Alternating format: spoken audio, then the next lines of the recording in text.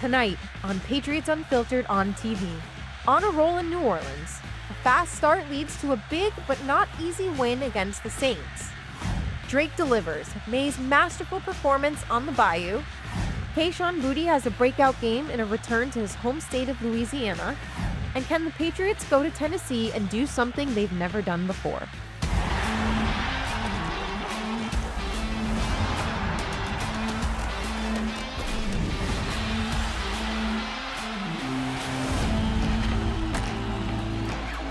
Patriots Unfiltered on TV is brought to you by Toyota's official website for deals, buyatoyota.com. He throws a deep ball, wide open Pop Douglas at the 14, catch left side of the 10, catch right to the 5, to the end zone! Touchdown! Patriots! Talk about a fast start. It took just 4 plays and just under 2 minutes for the Patriots to take the lead and stay unbeaten on the road. Coming off a major upset in Buffalo, Patriot Nation feared a slow start against the Saints. But for the first time in 4 years, New England put 14 points on the board in the first quarter on their way to their 3rd consecutive victory. Hello again, everyone. I'm Alex Francisco, and this is Patriots Unfiltered on TV.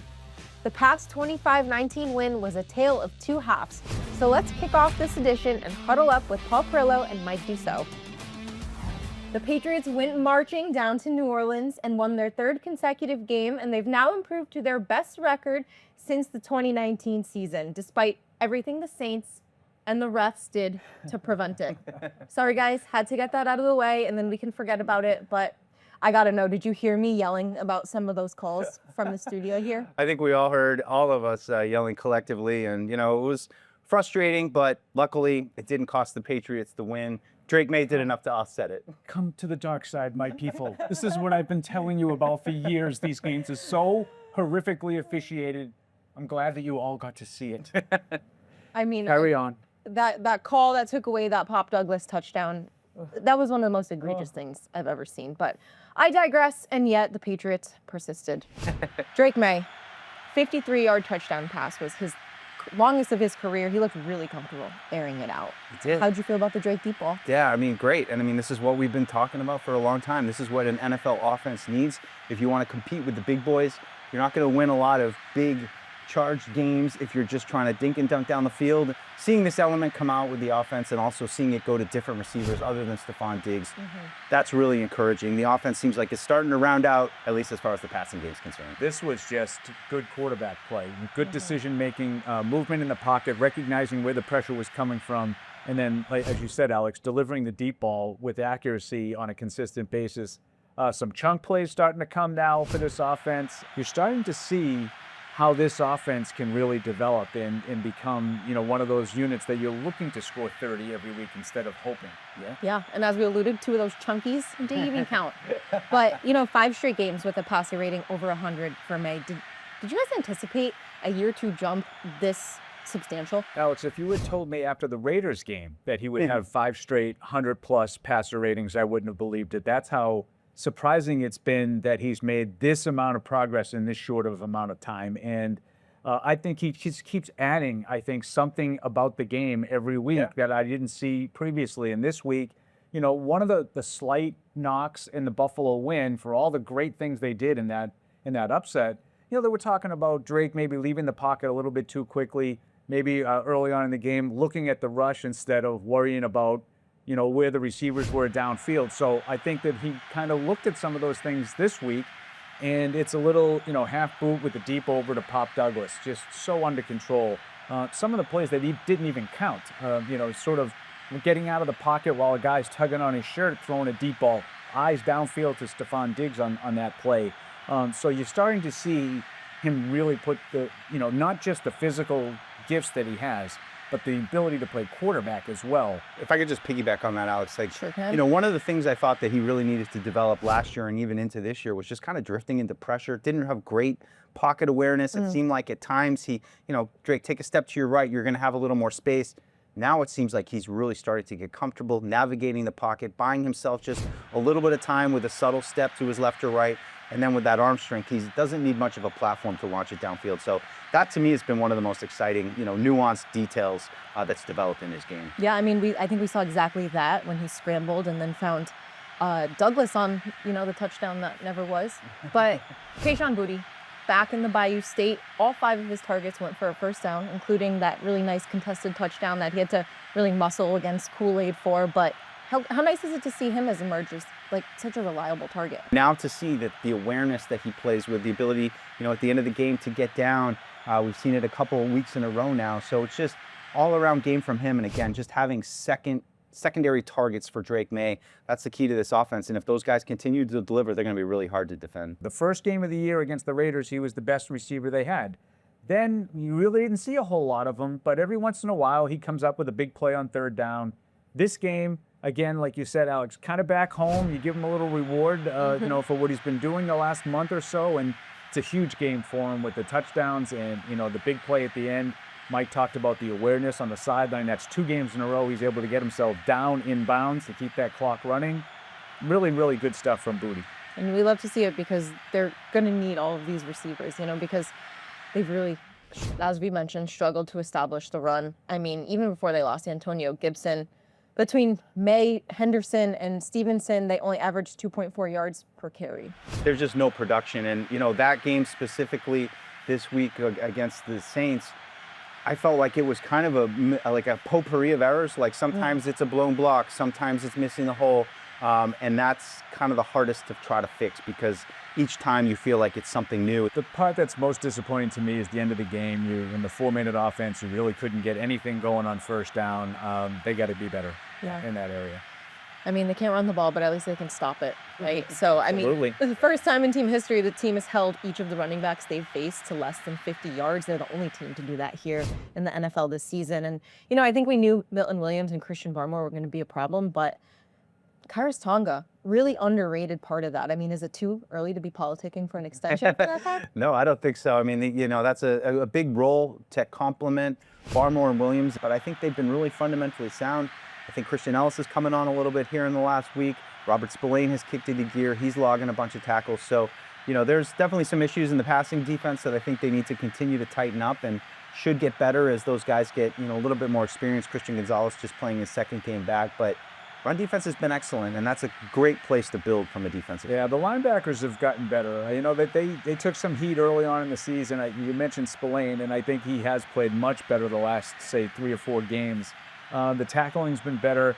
And, you mentioned Milton Williams and Christian Barmore. I did know that they would be good players, but I don't really think of either one of them as being overly effective as run players, and they have been. They've been better than I anticipated.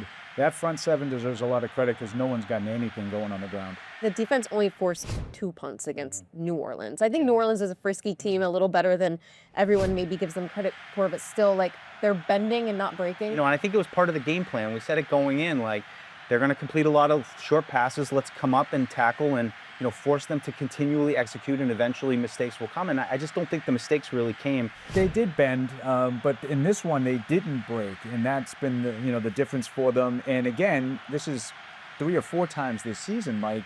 The game's sort of in the balance in the fourth quarter, and the Patriots defense picks that spot to come up big. So there's a lot of teams that can win a lot of games if you just play well situationally. The Patriots defense in the last month or so has been much better situationally. Still to come on Patriots Unfiltered on TV.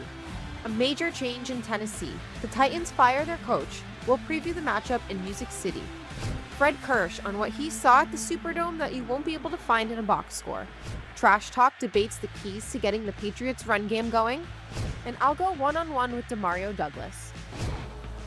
Patriots Unfiltered on TV is brought to you by Cross Insurance, official insurance broker of the New England Patriots, and by Sports Illustrated Tickets. 50 million sports, concerts, and theater tickets. Same seats, better prices. Fans deserve better.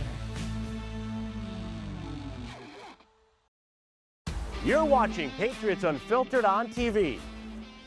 What's up, everybody? It's Evan Lazar. It's the Patriots Unfiltered Film Room. Week 7, Patriots-Titans. Let's talk about Drake May against these Titans last season down in Nashville. The Patriots going to return there this weekend, but I want to talk a little bit about this Titans defense and what Drake May is going to see on Sunday. So they like to do this a lot defensively. They're going to start in this 2-high safety shell. Now we're what they're going to roll into is called cover 3 buzz. So this safety is going to buzz on down right into the short zone. We're going to go into the middle of the field here, then we're going to have the deep third down here at the bottom of the screen. The other thing that they're going to do is they're going to drop this linebacker right out of the rush. It's actually Jack Gibbons, now a Patriot. He's going to drop right out of the rush right here. So he's 4 over 3 on this side of the field, right? 1, 2, 3 receivers against 4 Tennessee Titans defenders. So when you're at that point as the quarterback, this is not a good side to work. We're going to have kind of this over-under here with Hunter Henry and Pop Douglas. But if we come here to the top of the screen,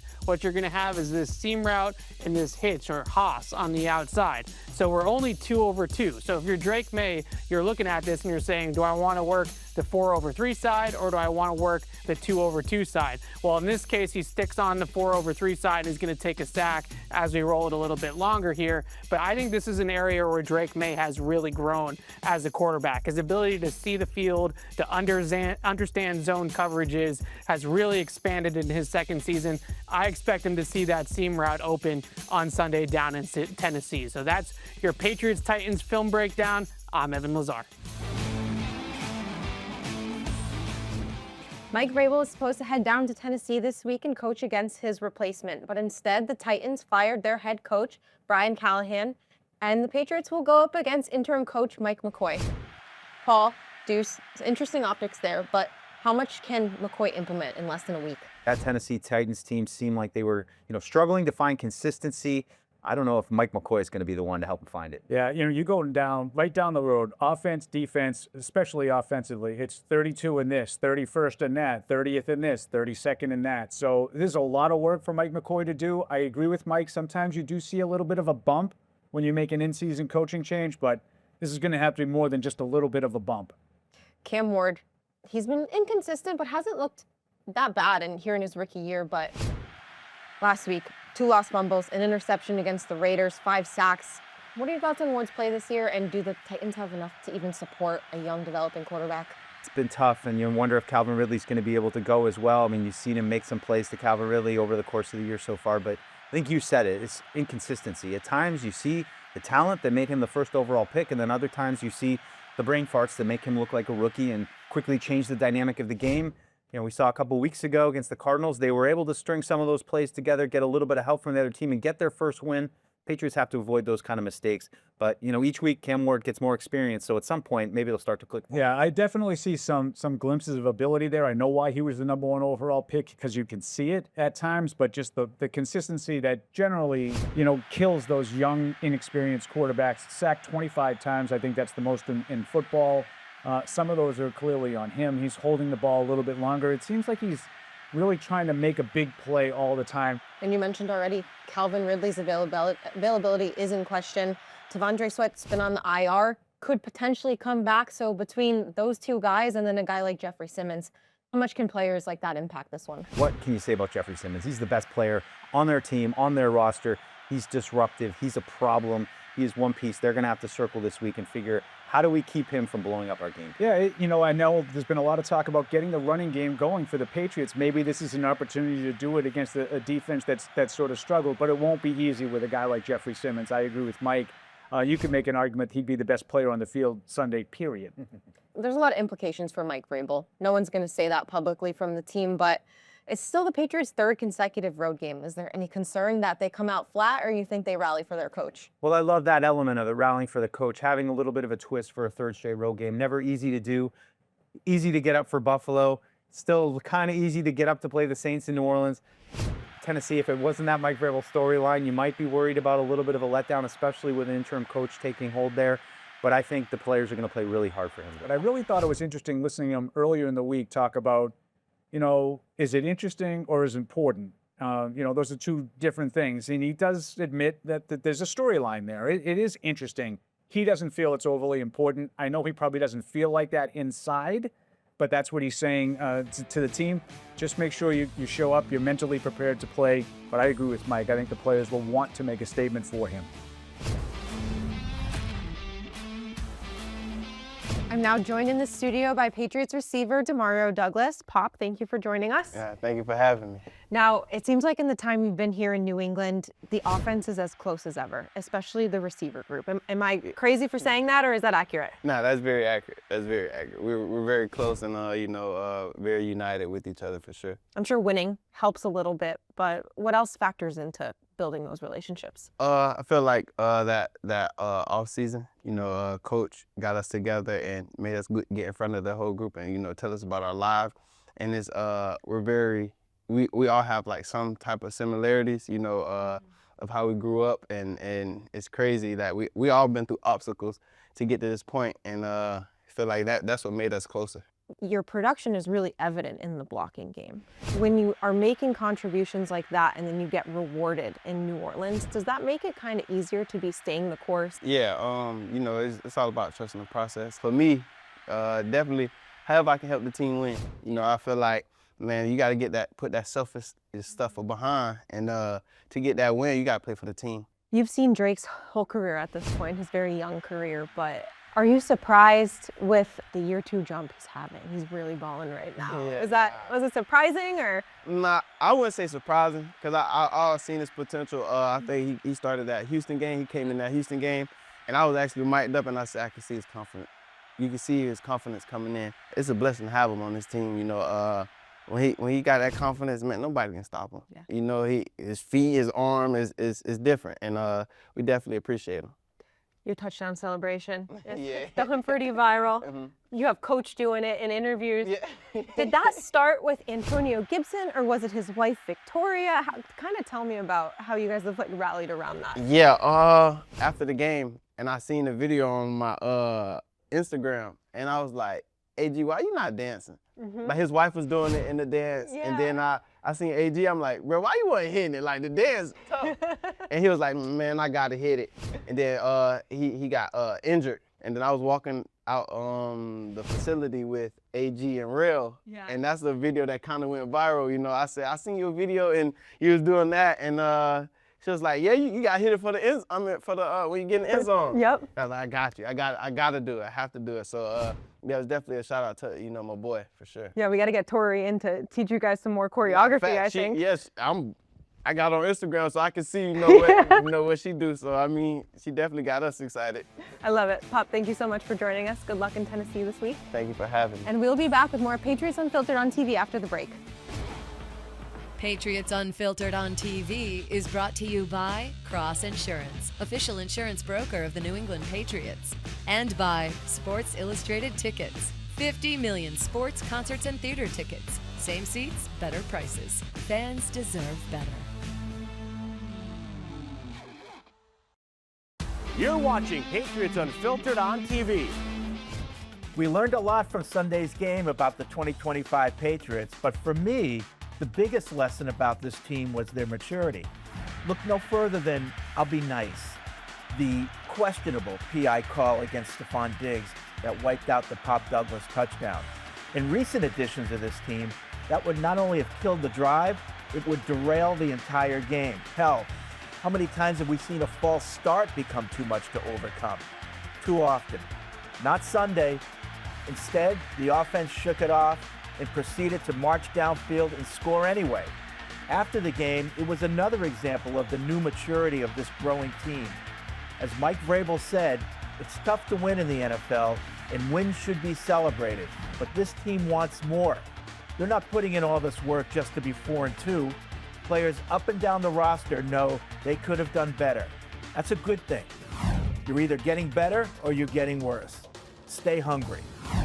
It's always been a pillar of the game. Run the ball, control the clock, and wear down your opponent.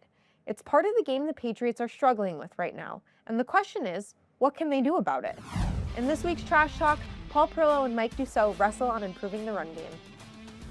Well, there's no secret the Patriots' passing games look pretty dynamic over the last couple of weeks, but they are continuing to struggle to get that running game going. And Paul, I think this is a fatal flaw that the team has to figure out how to get fixed. Got the trade deadline coming up in a couple of weeks. I'd be active. I'd be aggressive. I think they need to reinforce this position group. If you're going to tell me that they need more depth in the backfield, I would probably agree. You're going to tell me that it's going to be a fatal flaw if they're not able to fix this running game. I'm going to disagree. I think the best teams in the National Football League run the ball a little bit, but they have to be dynamic in the passing game. I'm going to tell you right now, I think the whole running game in general is overrated. I think Philadelphia threw the ball all over the Kansas City Chiefs in the Super Bowl last year. Saquon Barkley had a terrific year. I understand that you're looking at those kinds of gaudy numbers. That's not the way the Patriots are designed. It's going to be about Drake May and his ability to make plays and continue to make progress. And as long as that remains the case, I think the Patriots offense will be fine. I generally agree with you. It's just how bad it's been. I mean, 32nd in EPA. This is one of the worst rushing attacks in the league. I think what scares me the most is not just the production, but if Ramondre Stevenson goes down, they are in serious trouble. Maybe you should get Terrell Jennings at least some carries. I don't know what the answer is, but I feel like they at least need to find a way to add some bodies sooner than later. So this part I do agree with. I mean, I think the depth, when you lose Antonio Gibson, you only really had 3 options to begin with. So your depth has been tested, and I agree with you. You need more than 2 guys. I just am not as worried about the production. It hasn't been good. I'm not sugarcoating it. You had the numbers there, the 32nd in EPA or whatever, acronym you want to fill out there. I watch the games every week, and I don't see a lot of huge holes. I've seen some opportunities for a big play here or there, that maybe a 20-yard run could have been a 40-yard run with a different cut, but not too many, and there were none of those against New Orleans. Yeah, well, we'll see if the Patriots will be able to get their run game going against a Tennessee defense that might offer them some opportunities. Stay tuned for predictions coming up after the break. Now back to Patriots Unfiltered on TV. Mike Vrabel is headed back to Broadway Street, having coached the Titans for 6 seasons. But meanwhile, the Patriots have never swept a 3-game road series, so some chance to make team history here. Guys, Patriots are gaining some respect as 7-point favorites. The over-under is 45.5. Paul, what is your prediction for this one? I think they get the 3-game road winning streak accomplished. I don't really see Tennessee having enough offensively to keep up. Right now, I'm a big believer in what Drake May is doing, and that offense is finding a lot of confidence. I'm going to say 27-9. Okay. I'm in a similar kind of place as Paul. I think the Patriots defense is really going to come and play hard for Mike Vrabel, make it tough on Cam Ward. I've got a similar score. I'm going to say Patriots 27-6. Okay, we all have similar scores. I guess great minds think alike. 28-10. That's going to be it for this edition of Patriots Unfiltered on TV. As a reminder, you can catch us every Tuesday, Wednesday, and Thursday on Patriots Unfiltered on patriots.com from noon to 2 p.m. For Paul Perillo, Mike Dussault, I'm Alex Francisco, and we'll see you next week.